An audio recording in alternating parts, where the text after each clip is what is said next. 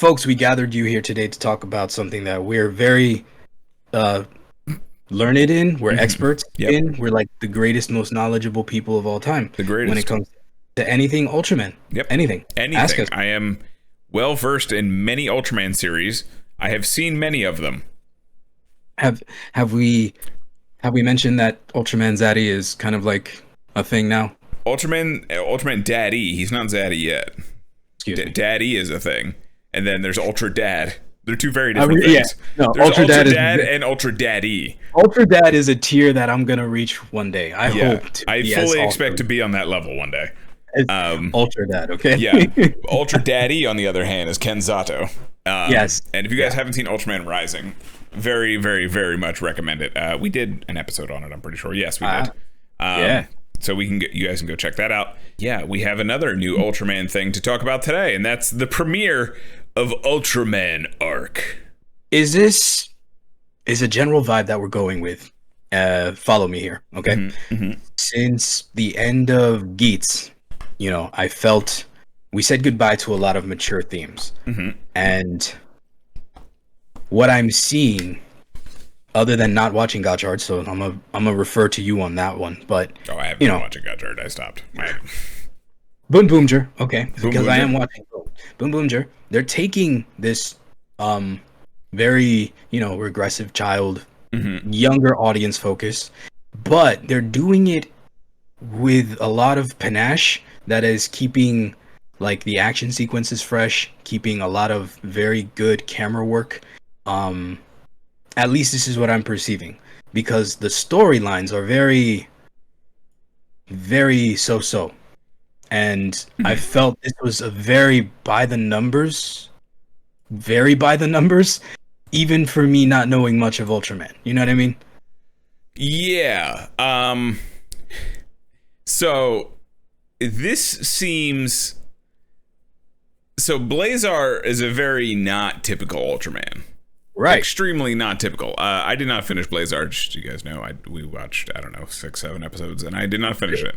I don't know where it ended up, but it was kind of cool. Yeah. Yeah, I don't know. I saw a couple forms/weapons. I don't know what they are. I don't think he really had like full forms, but I saw some things with a sword happen.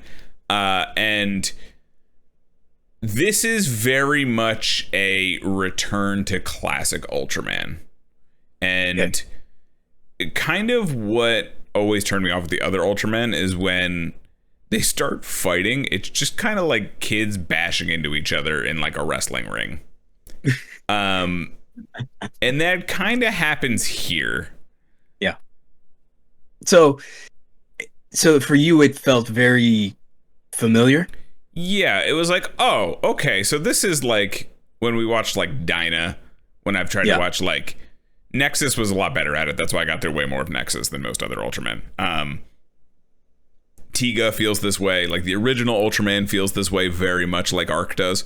It's very much like the bouncing and the weird chopping and like just grabbing things and like running into the monster. Very much not... It's wrestling. It's fucking wrestling. It's not fighting. It's wrestling. It's judoka, but It's amateur backyard wrestling is what it is. So all in all, like I don't have anything personally against Ultraman, really. No. It's just that it never catches. It's like I can look at like Blazar. Oh my god, Blazar looked dope. The power was dope, but that fucking that shit got so old in the first episode. Like, you wanted him to Shuwatch more? I would take it. Okay, well, at least you get Arc getting Shuwatching more. That's what I'm saying. This is literally the Shuwatch, like the traditional Shuwatch. He literally says like Shuwoosh. He says like Shuwoosh. But even then, it's like, okay, like, you know what I mean? Yeah. Like, I was like, oh, we're playing it very safe, because that shit got so, I don't know, fans, am I wrong? Because people really loved Blazar, actually. People like really loved Blazar. it's fine to like Blazar. That's what I'm saying. Yeah. Like, I think he looks incredible, and Yeah. to stand out among Ultraman is a feat for me. So, because like Arc probably will not. I'm going to be honest with you. Once this show, unless I fall in love with this show like Zet, it is probably not going to stand out. I was already trying to look up a picture, and I can't tell if this is the right one. So I'm just gonna pop this in here, and it's labeled. It's labeled. Well, it's interesting too, because like when I saw, all right, let's talk about Ultraman Arc's design specifically, like just his Ultra suit. So he is very much back to form, like we were saying, and it's interesting to see that like the last few, maybe Blazar excluded. I didn't watch enough Blazar to know, but they're all kind of like the legacy power, right? And like Taiga was Taro's kid, and you know, who was the fuck after that? Zet like combined the powers of the other Ultramen and stuff like that, and then we had we had Kumbi for fucking ever though. Decker and Trigger that were kind of like the evolved version of Dyna and Tiga, right? And their whole thing was kind of like, you know, they're the second generation of these Heisei ones. And I was like, if you watch the intro, he has like equipable armor like Ultraman X, which is interesting to me. He has like, he's equipping monster powers kind of thing. I don't know if they're actual monster powers, but that's what it looks like. It reminded me of Ultraman X. But he also has this like Ginga thing going on with his head where he has the lights on it. Because Ginga had a very similar, like he had the trident on his head. So like Arc kind of has that vibe going on too. And it's interesting to see. Yeah, here you go. These are it. Yep. So he has these, he's, you know, armors, I guess you would call them. Kaiju armors in here. And it's cool to see. Honestly, I like this kind of stuff. I think this is way more interesting than like just a weapon or something like that. Depending on what they are. I hope he doesn't get these in like the first 4 episodes and then we're just riding this till 15, 16 when he gets a final form. It's possible. You know, I wouldn't hate if he gets these on top of other forms. Like if he has the 3 usual forms, like the red, white, or red, blue, and red or whatever. The mixed blue and red. And then he can use these with different ones, you know what I mean? But these are also blue and red, so I have a feeling these are his forms. It's kind of the tradition, though. They have to have... they usually... Whenever that Ultraman has had forms, it's blue and red. Red is usually the power form, which is very much what this punchy fire thing looks like, this fucking Super Shredder armor. And then the blue looks very much like the speed finesse kind of thing. It looks like it has wings. I'll probably let him fly. I mean, not that he can't fly already, but he also has the O's disc spinner. I'm noticing now. So I gotta know. This gimmick is a lot. Yes, a lot, and I don't know if it's like overly a lot because it needs to be unique, or I don't even remember. Blazar's was literally just you put the coin in the thing and press the button. Yeah. You literally put the penny in the slot. That's all it was. I felt Zyuohger vibes, and I was like, oh no, please not this again. This is Zyuohger meets Tokusatsu, apparently. I was just like, no, why are we doing this? But I kind of like this henshin device, this Rubik's Cube thing he's got going on. I kind of dig it because it's so obnoxious. Back 2 steps. Like, literally, I saw him invert it and then invert it again. Yep. And I'm like, well, why? He turns it and then turns the other side, and it's a straight up Rubik's Cube. And like the core thing he puts in never moves, just like the stuff around it, which is fascinating to me. Walk me through the henshin though. Okay, so my man goes kaiju, right? Mm-hmm. Open the thingy, hold the QB, spin it to the right symbol, tap the QB, awaken the inner light. Emerge the device, grab the device, spin it, insert the gimmick thingy, hold it up, henshin. You insert it, then spin it. Oh, I'm sorry. Excuse me. Now how? Why? Well, I just thought it was really funny that to summon this cube thing. Because as if you guys have seen any kind of Ultraman or know of any kind of Ultraman, it's usually they're morphed with an alien of some kind and they can henshin into the alien for a limited amount of time. This one, Rutian apparently is the Being of Light's name, His Ultraman arc's name, I didn't Ruteon. catch that if Yep, they mentioned just it. Okay. yep. That is apparently they didn't, but it's on the wiki here, so I'm going with it. Oh, and Ruteon literally says, "Yuma, you can use my power once again," in a very hero deep voice. I was not expecting his voice to be that deep, but it was, and I didn't hate it. So in the plot, they say that this giant has been protecting them for 16 years. Nope, 3 months. The kaiju showed up 16 years ago. Excuse me. Okay.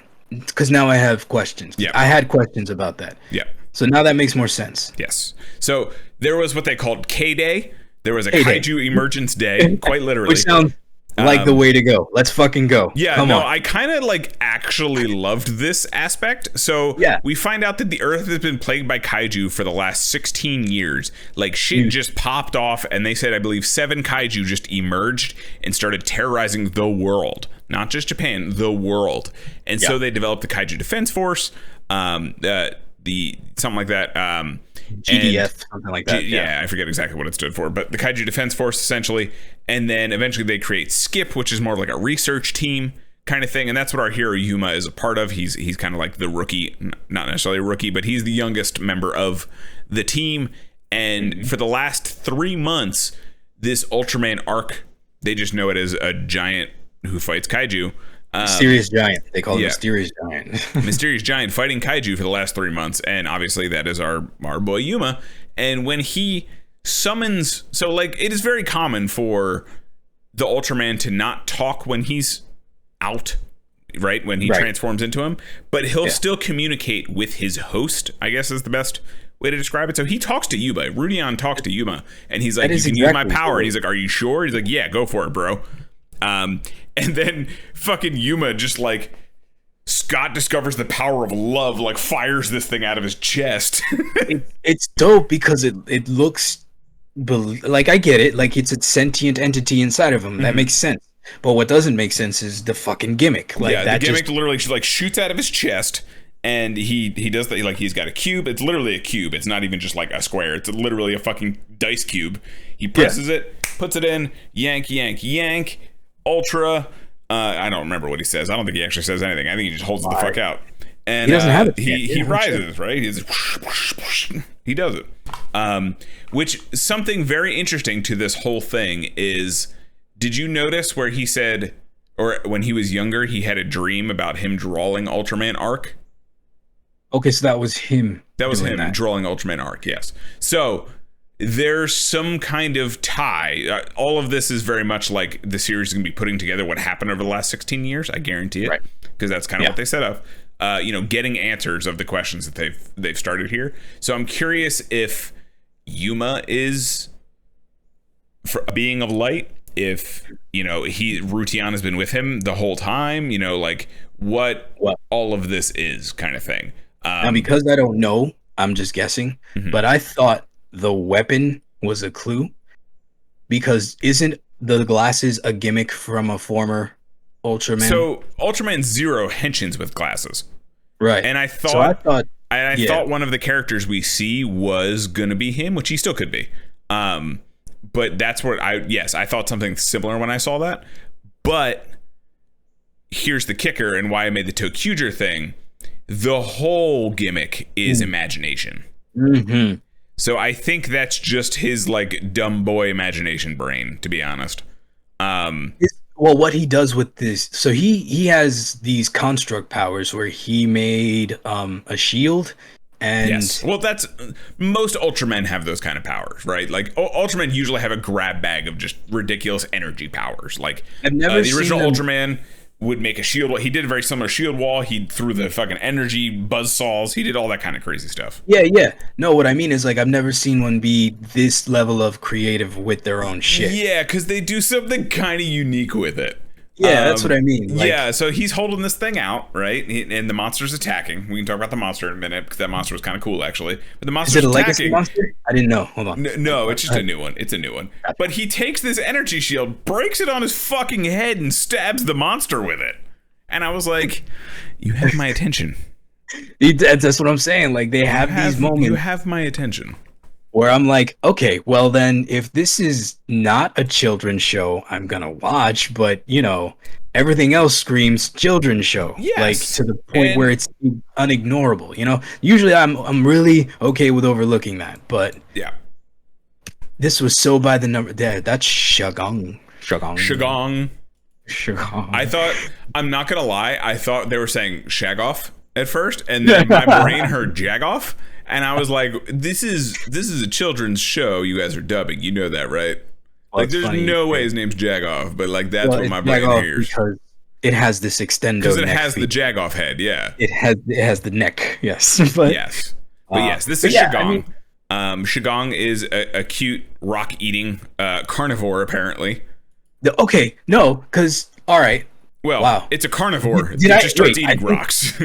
Fucking A, I think I kind of like this episode. Okay, so like you start off because they get called because suddenly this dormant 16-year-old fucking kaiju spike in the middle of the ground that nobody's put anything up to, like a wall, a fence. There is a fence around it. Remember, he pulls up to a fence on the bike.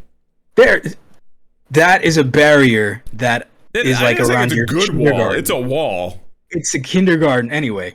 So this thing finally starts to make some kind of noise, and Skip goes to investigate it. Mm-hmm. And Yuma, again, it was like the slapstick part where he's like on his boss's shoulders trying to fucking aim his little device. Kind of funny, honestly. That's what I mean. Like, this is like traditional Toku, and I'm like, I'm having fun.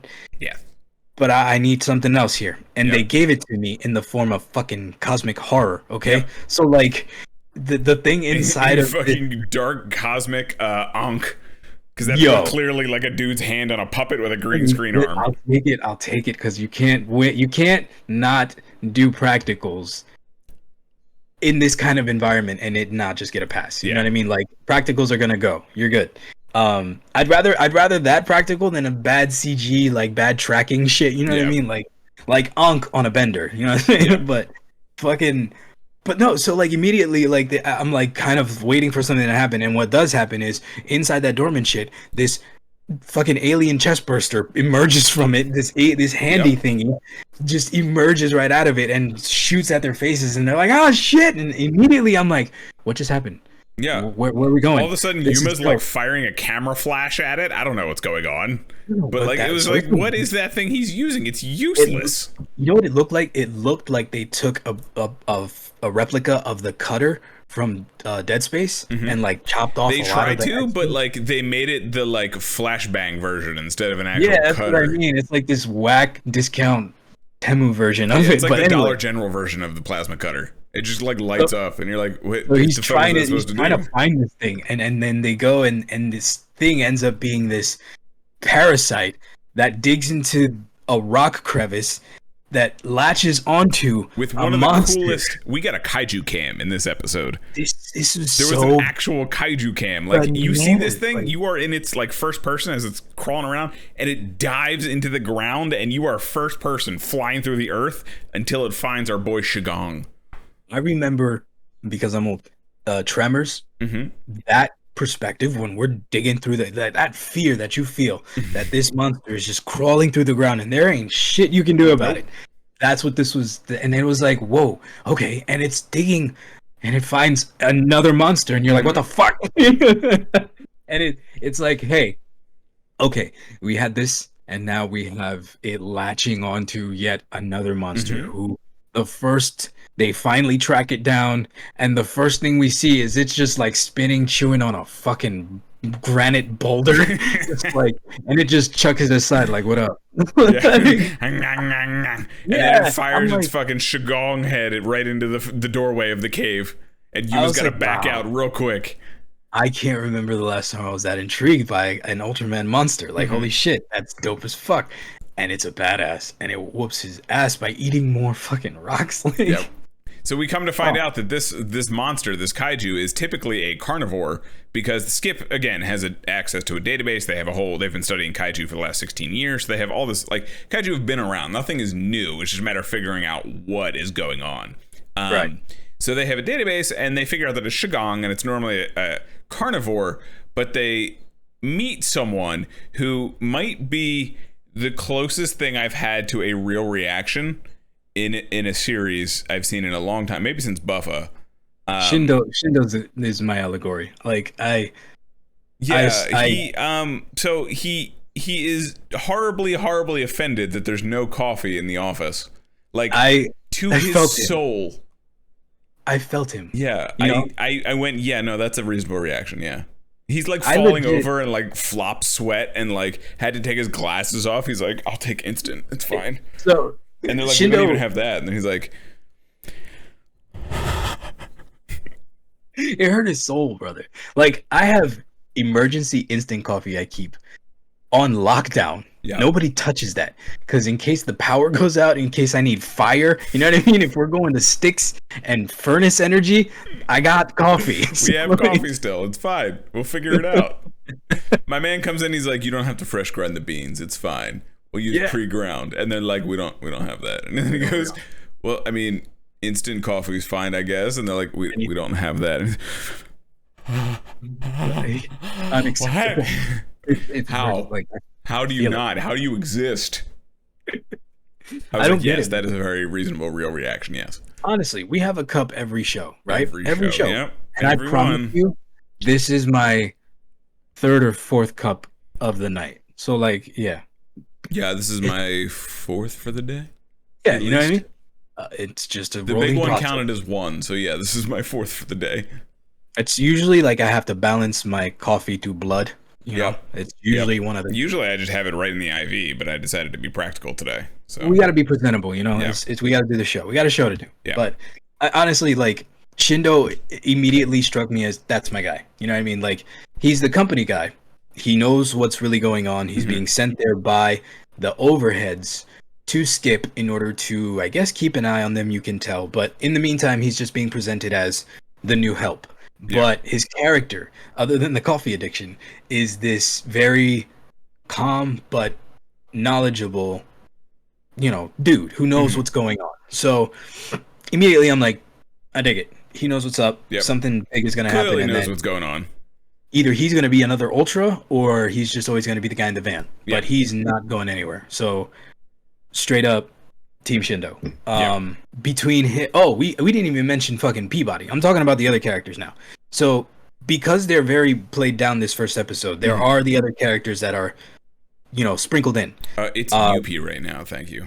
You see, I was getting there. See, so there's an android character. You know, my favorites, the ones that always make me happy. They call her an AI. Actually, I take it back. So she is an actual AI. Yeah, she's like an AI assistant kind of thing. Yeah, not a fan. So this trader in waiting. If you guys know what that is, so there you go. You know what she reminded me of? Fucking Baymax, but with like, what was the chick from Flubber? You know what I mean? That overly helpful. Yeah. It was an overly helpful android. You know what I'm saying? Like, I hate Flubber, so yeah. The voice of this AI thing is the trippy robotic shit. And it's two sentient beings, apparently, that combine into one. When the floating head detaches, when they're joined, they are known as... UP. Yes. UP. Yes. And even on the phone call that it was taking, the guy was like, are you shitting me? UP, yeah. That's your name? Yes, UP. So UP is their joined, separate U-Bo? So it's... When they're together, they're UP. The head is U-Bot. And the body is Peabody. So when they are together, they are like, it's like Gogeta. Think Goku, Vegeta, Gogeta. Exactly. It's literally what it is. U-Bot, Peabody, and Gogeta. So they're around, and then there's another character who's kind of like the mother, Rin. She's like very, I don't know. She had all the information. So like I don't know what her task is. She's more going to be the van character. Yeah. So, but she's like very chipper. So whatever that's gonna end up. So so she obviously has a dark past that we don't know anything about. She probably is super fucked up, but you know what? It's fine. She watched her parents get munched on by kaiju, probably. So that's what it is. Yep. So, and then there's the captain dude who really is like straight up. This is the captain role that every captain has ever captained. Be that. Yep. And that's him. I guess like, I'm in charge. That's all I got. I don't know his name. I don't even know his name. But his name is Hiroshi Ban. Good name. Yeah. Good name. So Bon is the typical captain dude. Yep. And then I can't think if I'm forgetting anybody else, but No, I just think that those three, UP, and then Ishido is the one that joins them. He's a thank you. So yeah, government and agent. These are who we're sprinkled into, but then again, even our main guy, Yuma, we're given a hint as to him having this power for a longer time than we assume, but it's the inexperience of him as Ultraman. He didn't even have a name until Shindo gave him one. Yep. So Ishido, but yes. Yeah, Ishida. Sorry, why do I keep saying Shindo? I don't know. But yeah, Ishido is again a government. He works for the GDF, the research branch or something like that. And he, by the end of the episode, they all work together. The whole point is, they're going to combine branches essentially and work together on whatever's going on with this monohorn thing they call it. And yeah, that's when Ultraman Arc gets his code name, because it's always a government name. It's never like the actual Being of Light's name. If you guys didn't know that, Ultraman whatever is usually the like government title that is given to them. Well, explain why he gave him the name Arc, because it's cute. Oh, yeah. So when Arc leaves, he leaves a rainbow in the sky and flies through it. And it's basically just imagination power hanging out in the air. So they called him Ultraman Arc. It's adorable. It's adorable. Yeah. But then again, that's what I mean. Is like this, it felt very by the numbers, very safe. Nothing was, crazy. But which I hope that means that like episode 4, they just turn the whole fucking thing on its head. They did do something very good with the camera work. For me, I don't remember if Blazar was like, Blazar had a lot of wide shots because of all the effects that they had, right? Mm-hmm. This felt very like, because it was gritty. more like you were saying, practical. Like it was more of them like fighting. Blazar had that too. Blazar, I think, had a little more of the frantic like on foot camera thing going on, because it was like following the soldiers and stuff. Yeah. This one just had like good solid camera work. There wasn't a lot of cutting, which was kind of nice because sometimes they'd be overcut. But like I was very entertained, honestly, the entire time, despite what I was saying about how like it's fucking children wrestling. I very much enjoyed this first episode. It's hard for us to say that we don't like it, because we do like the Ultraman. It's just it never holds our attention for longer than an episode. Yeah. I can't bring myself to go, I want to watch the rest. I finished the episode and then I was like, oh, that was neat, and then I just moved on to whatever I was editing or something like that. Maybe I wasn't like, I'm gonna go out and buy a arc changer, whatever they want to call it. That kind of thing. It didn't have that effect on me, but I was like, that was a genuinely entertaining episode. I enjoyed that. And I feel like we say that a lot about the Ultraman. Like we really enjoy them, but it's just what I watch, I enjoy. I just like I'll skip a week and then I don't have the forethought or interest to like sit there and watch a bunch of it. And then I'm like, oh yeah, no, I definitely will, and then I just don't. So no, because Kamen Rider. Because Kamen Rider. Because we're at the end of the day, we Kamen Ride. We ride the Kamens. So